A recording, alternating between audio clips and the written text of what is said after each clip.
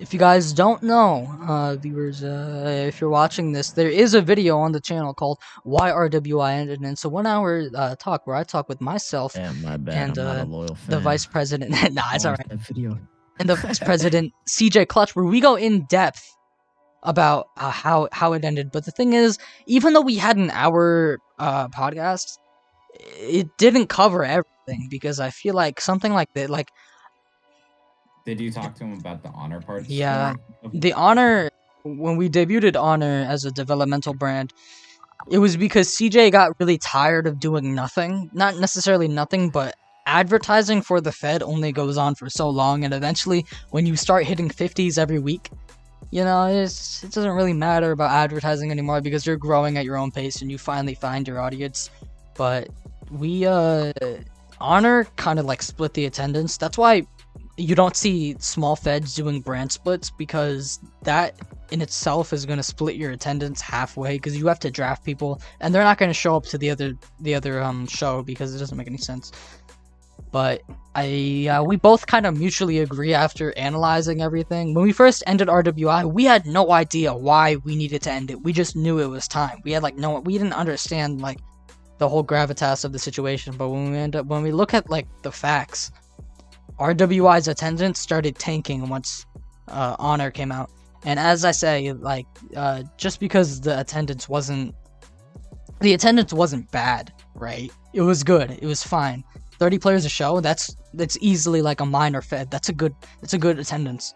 But it just wasn't good enough for us because we were working like so hard to get like, we wanted to be major because we've been doing this. I've been doing this for 8 years. CJ's been hosting since 2018 with me. So we felt like it was time, like, you know, we want to get to like RWA level, which I feel like if we continued hosting, like right now, we'd be probably in the RWA current state of our wrestling, how everyone's just quitting because they have no motivation. Yeah. We had motivation, we just didn't have Yeah, what are your thoughts on the idea of an indie fed doing brand splits at such a young age for their federation?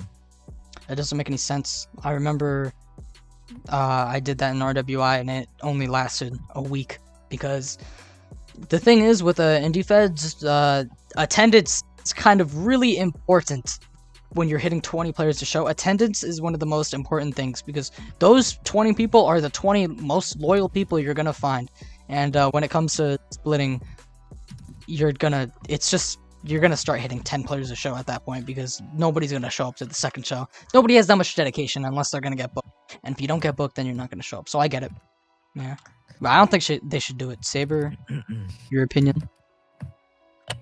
Well, in my opinion, it kind of depends because although if you're looking at it from the perspective of you just trying to grow as big as possible and being as successful as possible, then I don't think it's a good idea.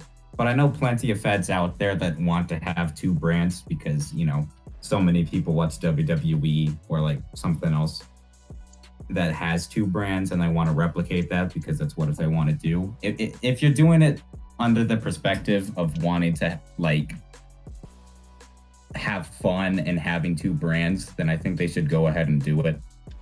But if you're looking at it as like a success way, like doing it purposefully to try and be more successful, I guess it wouldn't be a good idea.